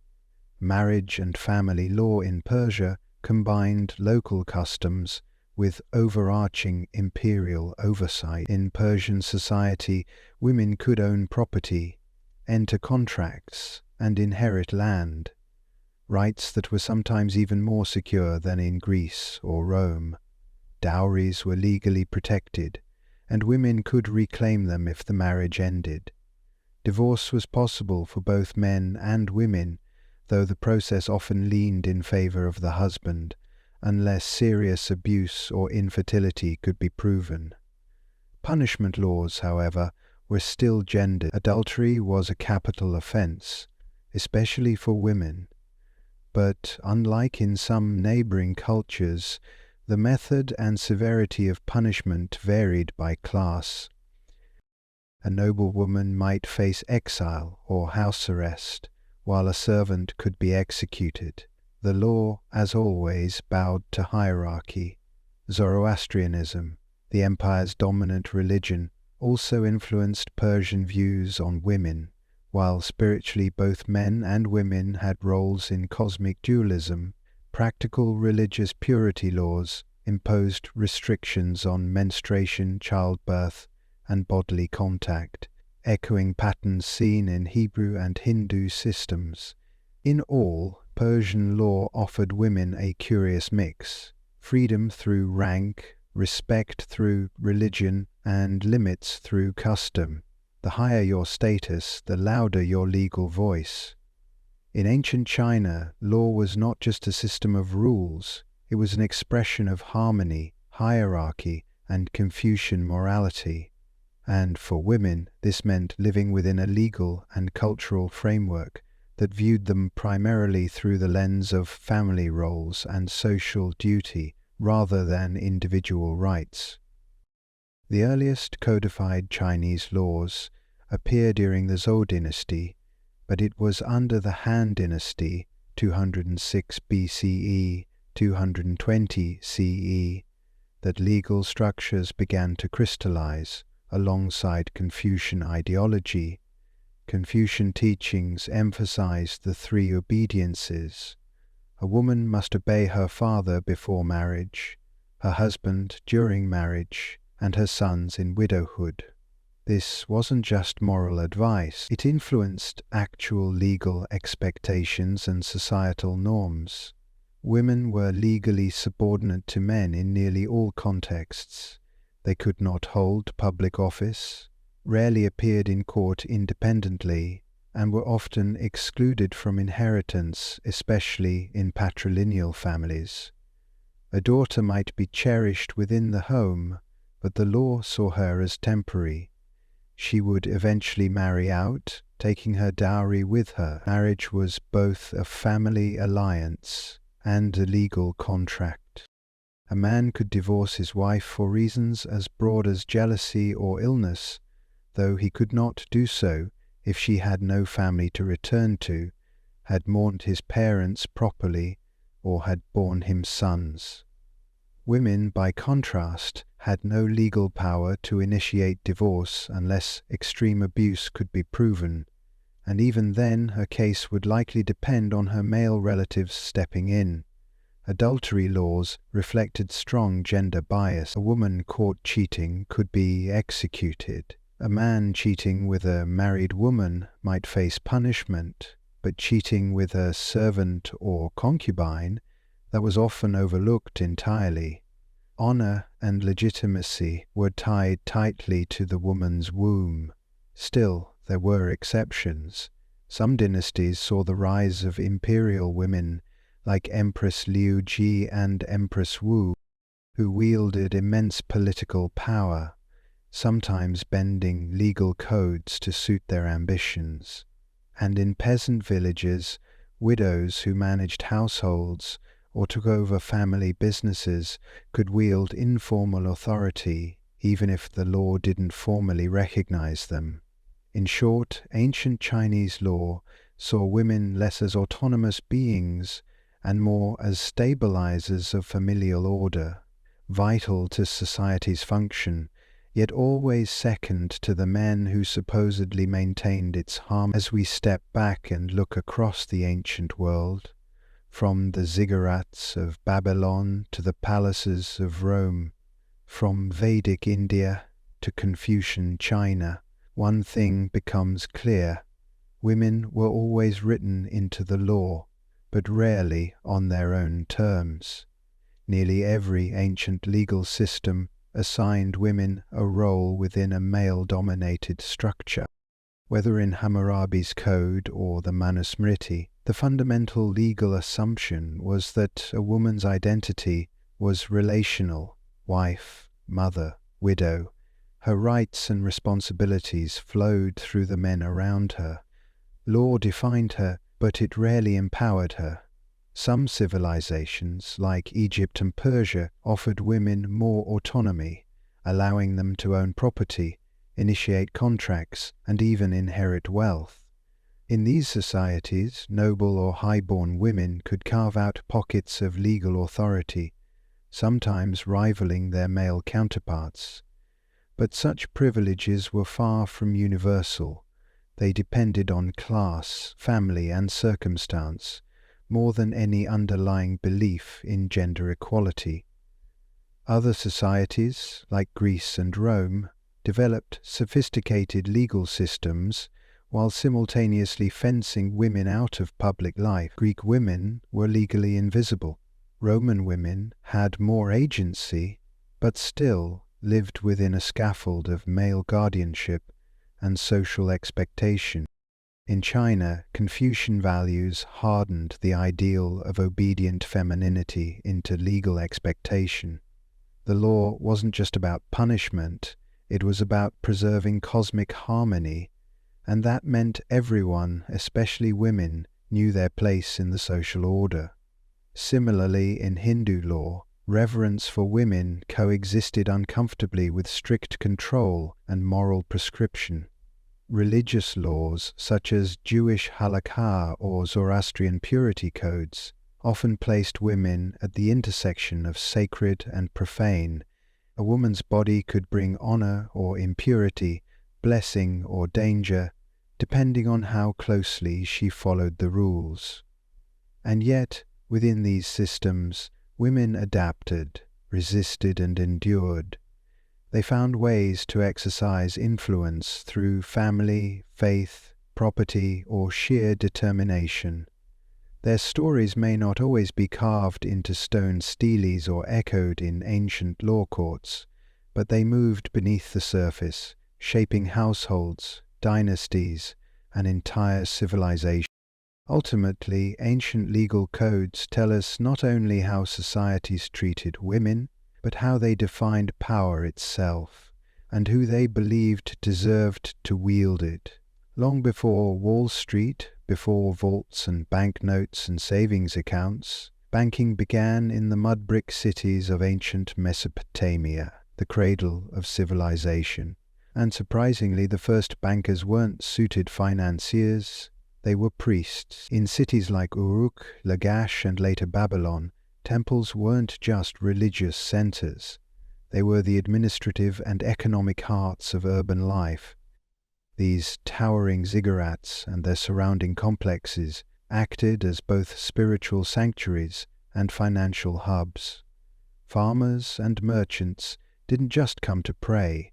They came to deposit grain, receive loans, and settle debts. Why temples? Because they were the most stable, trusted institutions. The gods didn't run off with your money, and the priesthood had an army of scribes to keep meticulous records. When a farmer delivered a portion of his harvest to the temple granary, he'd receive a clay tablet with a cuneiform inscription, the quantity stored, the date, the depositor's name, and sometimes a witness.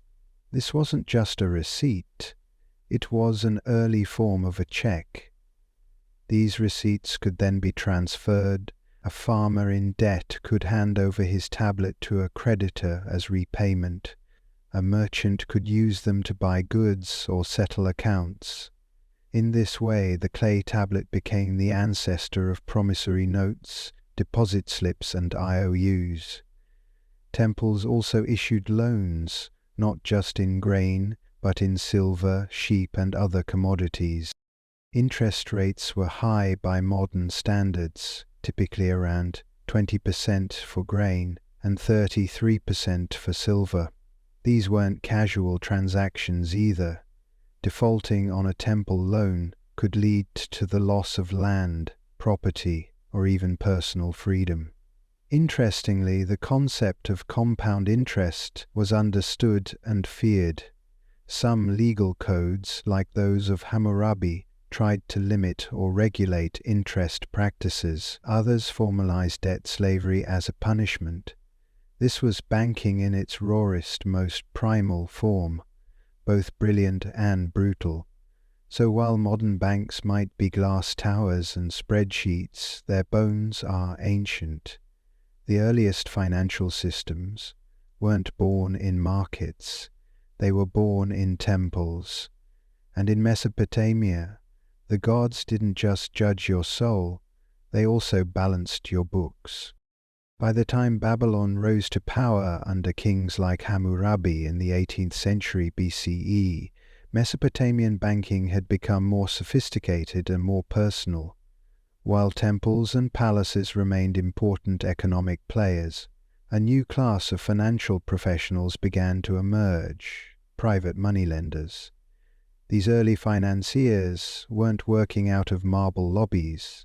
They conducted business in humble homes, market stalls, or even beside temple courtyards. But they had one thing temples didn't: flexibility. Where temple loans were often seasonal and tied to agricultural cycles, private moneylenders could tailor deals for merchants, traders, and craftsmen. Offering loans in silver, Babylon's preferred unit of currency, silver wasn't minted into coins yet. That innovation would come much later. Instead, it was weighed out by the shekel, and loans were documented on clay tablets. These tablets detailed the borrower, lender, amount lent, interest rate, repayment date, and sometimes even collateral. If a debtor defaulted, lenders could legally seize land, goods, or even family members. Some contracts read more like threats than agreements. One fascinating innovation was the rise of joint liability loans, where two or more individuals shared responsibility for repayment. This helped reduce the lender's risk and planted the seeds for what we now call co-signed loans. Debt was everywhere in Babylonian society. Farmers borrowed to plant crops, merchants borrowed to finance caravan expeditions, and builders took loans for large construction projects. Debt slavery was a real risk, but the law eventually began to push back. Hammurabi's famous code offered some relief. For example, if a storm destroyed your crops, you might be exempted from interest that season. Babylon also introduced promissory notes and letters of credit. used to transfer money across distances without transporting physical silver.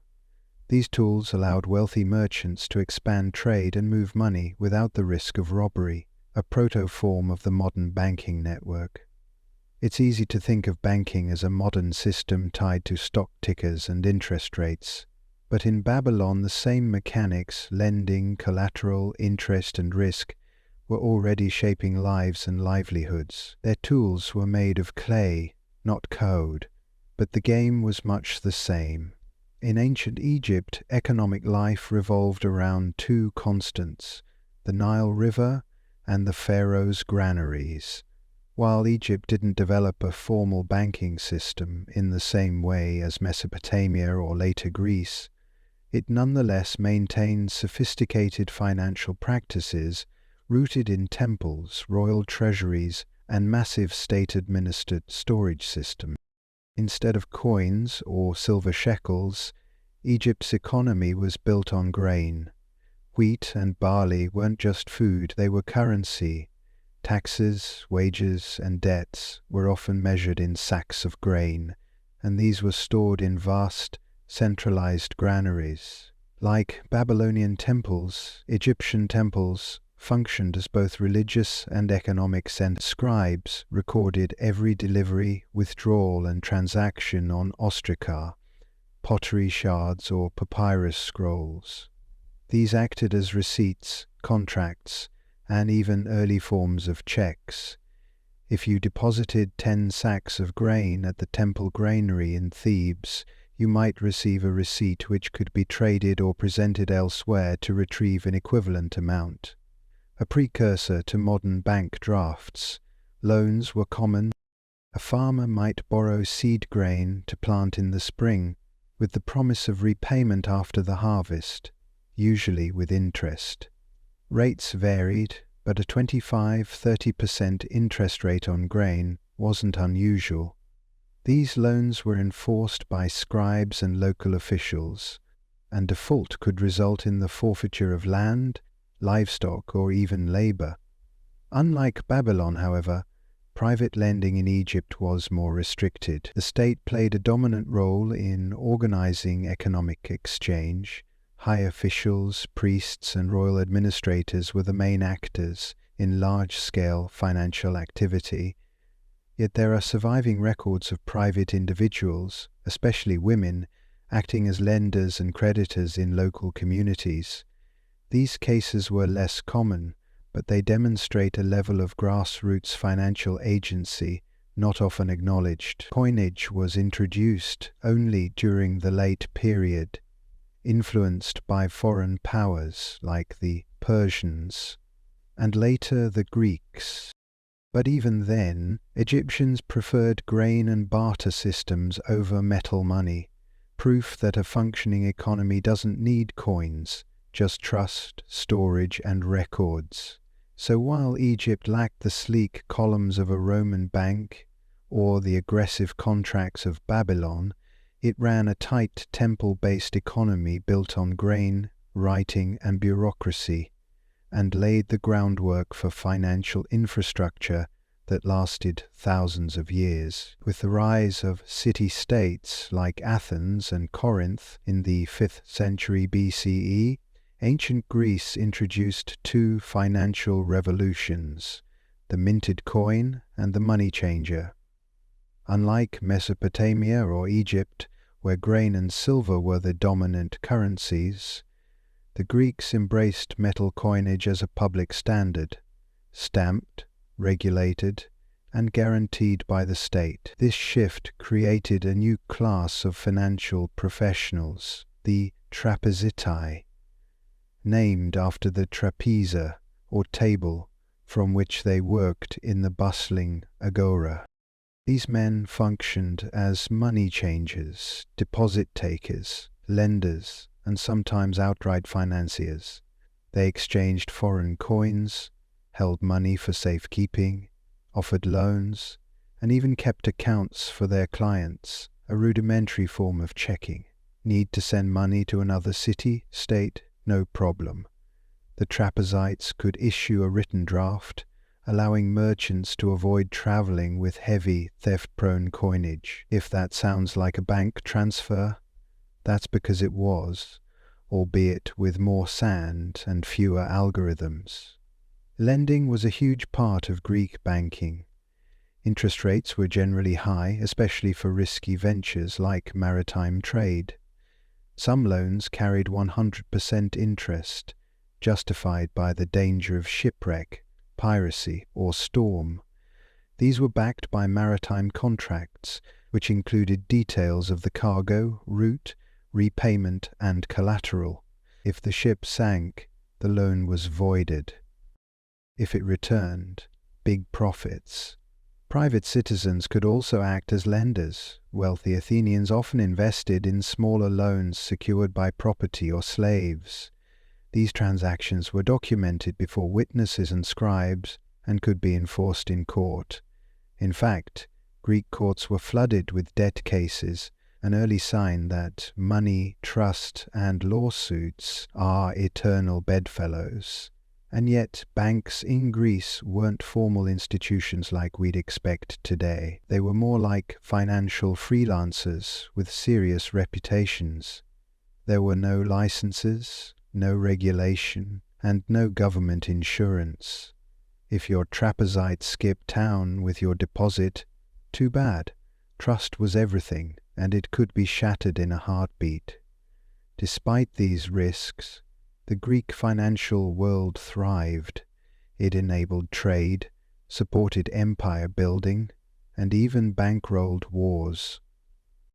In a city where logic and debate ruled, so too did contracts, ledgers, and interest rates.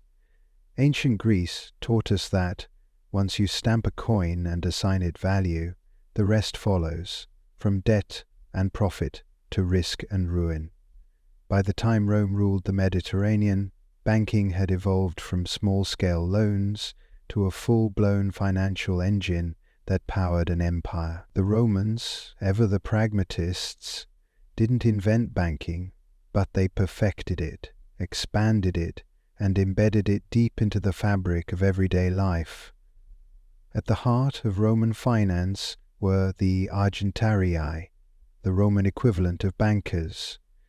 These men operated out of tabernae, shops, near the forum, and acted as money changers, deposit takers, lenders, and agents.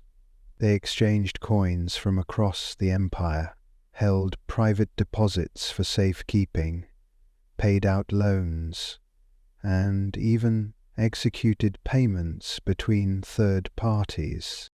Wealthy Romans, including senators, deposited large sums with these bankers, who kept ledgers called rationes, the ancestors of our modern account books. A client could authorize a banker to pay another person using their deposit, creating an early version of the check. Want to send money to Carthage or Alexandria?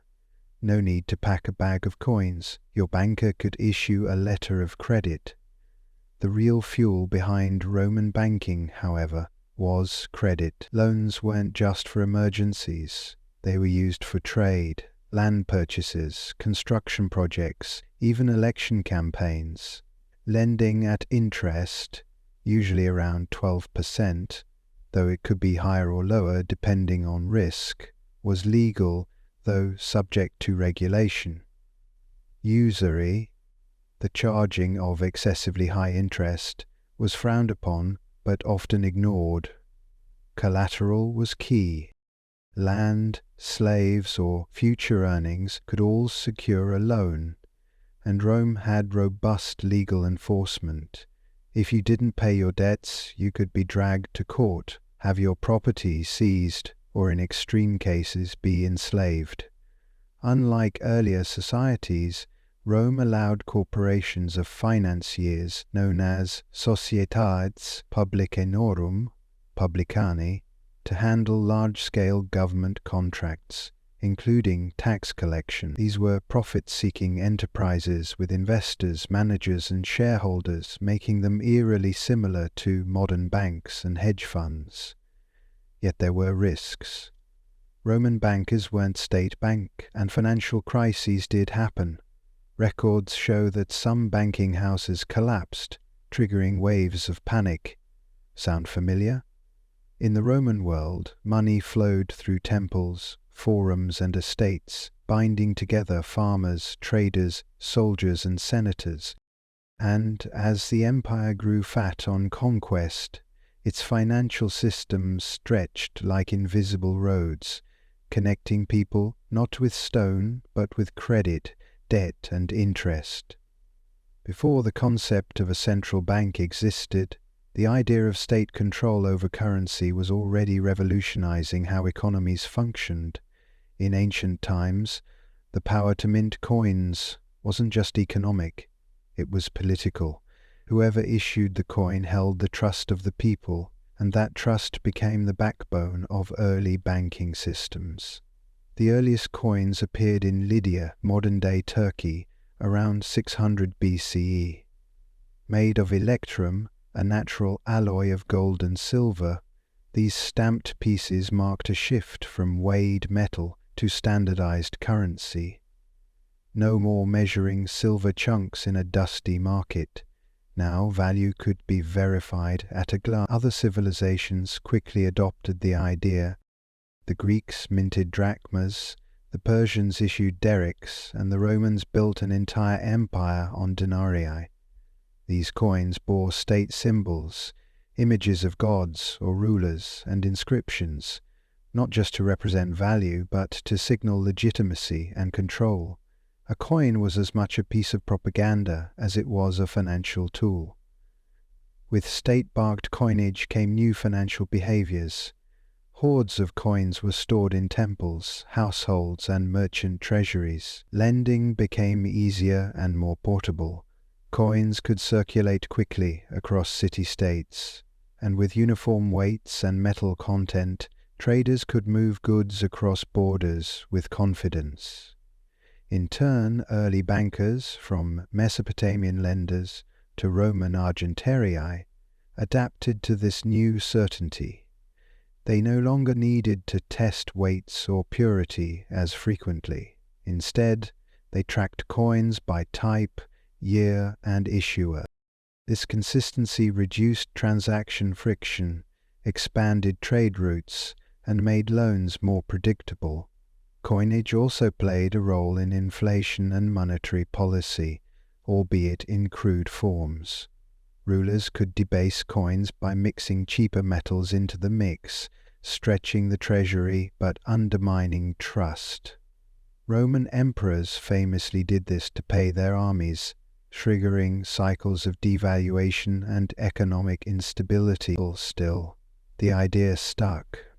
Currency backed by a state, stamped with its symbol and guaranteed in value. This concept laid the groundwork for everything from medieval gold coins to modern fiat money. In a way, each ancient coin was more than just a piece of metal. It was a promise, a contract, and a tool of empire. It told you not only how much something was worth, but who had the power to decide. In the ancient world, the line between faith and finance was often thin, if it existed at all. Temples didn't just serve the gods, they also served as the earliest safe deposit boxes, banks and loan offices. Why? Because people trusted the gods far more than they trusted kings, merchants, or wandering moneylenders. Take Delphi, for instance. The sanctuary of Apollo wasn't just a religious destination, it was a financial powerhouse. City-states stored war funds there, wealthy individuals deposited fortunes, and treasuries were built within temple precincts. Religious centers like Delos, Ephesus, and Jerusalem also acted as de facto banks, offering security, prestige, and scribes who kept careful records. A vault under divine watch was seen as safer than any home or fortress. These temples played several financial roles. They held deposits, issued loans, and in some cases even collected interest. In Mesopotamia, as early as the 3rd millennium BCE, temple priests oversaw lending systems where borrowers repaid with grain or silver. In Egypt, temple granaries stored wealth, issued receipts, and facilitated trade. In Greece and Rome, temples frequently held public funds, safeguarded spoils of war, and underwrote construction and festivals, all under the sacred seal of a deity. And temples weren't just passive vaults, they actively lent money. In Athens, for example, the Temple of Athena on the Acropolis loaned silver to the state at interest to fund major public works. Gods apparently were patient creditors. Religion also provided the ethical framework for finance. Ancient Hebrew law, for instance, prohibited charging interest to fellow Israelites, but allowed it for foreigners, a moral boundary that blended spiritual identity with economic policy. Hindu Dharma texts laid out rules for fair lending, debt repayment, and even the spiritual consequences of financial misconduct. Of course, these systems weren't without flaws. Temples could be looted in wartime, clerics could be corrupt, but for most of the ancient world, temples were the most trusted institutions, enduring, stable, and reinforced by divine fear. So when you picture ancient banking, don't just imagine dusty coins and cloaked lenders. Picture golden statues, incense, and marble columns, because for thousands of years, the safest place to put your money wasn't under a mattress, it was beneath the watchful eyes of the gods. Long before the invention of credit cards or mortgage calculators, ancient economies ran on a system that was surprisingly familiar. Borrow now, pay later, with interest. Whether you were a Mesopotamian farmer, a Greek merchant, or a Roman senator, if you needed capital, you went to a lender. But the ancient rules of lending were often harsher, and the consequences of default far more personal. Interest wasn't just allowed, it was expected. In Babylon, rates were steep, 20% for grain, 33% for silver, often compounded annually. These figures weren't considered predatory, they were standard. High risk meant high reward, and borrowers understood that if the harvest failed, or a caravan didn't return, they were still on the hook. Temples and private lenders alike made fortunes off these loans, and unpaid debt could lead to debt slavery or seizure of property. In ancient Greece, especially Athens, interest rates varied depending on the risk involved. The riskiest loans, maritime loans. A lender might front silver to fund a trading voyage, knowing the ship might sink or be seized by pirates. To offset the risk, rates could soar to 100% or more, but if the ship returned safely, both merchant and lender could make a killing. The Romans added legal muscle to these arrangements. Loan contracts were written, witnessed, and sealed. Collateral, land, goods, slaves was recorded in detail. Miss a payment?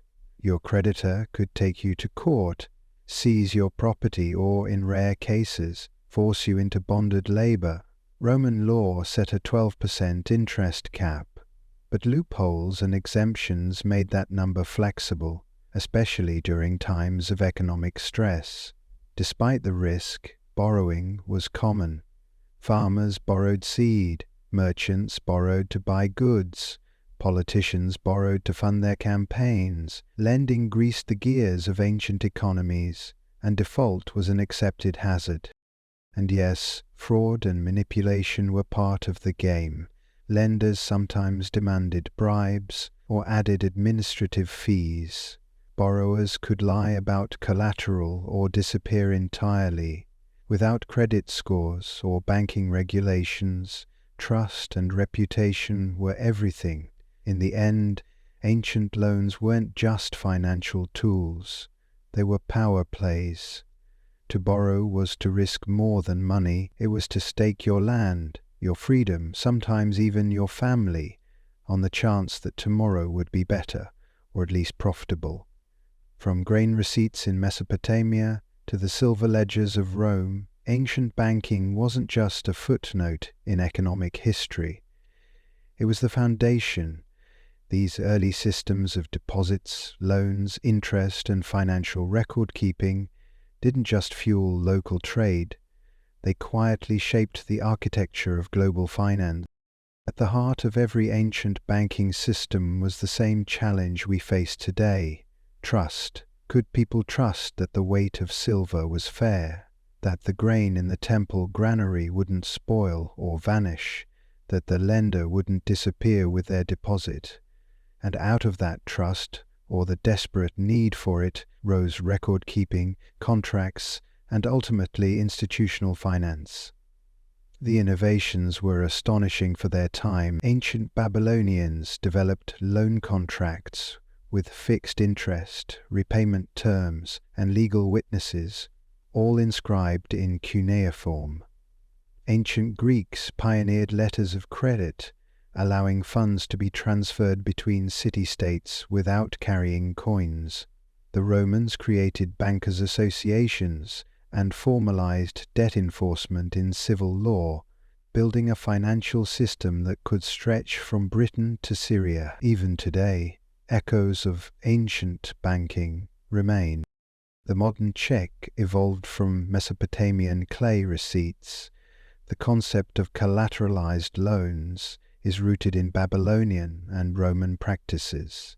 Central banking and monetary policy trace their ancestry back to rulers who manipulated coin purity or temple wealth to fund armies and public projects. And what about regulation?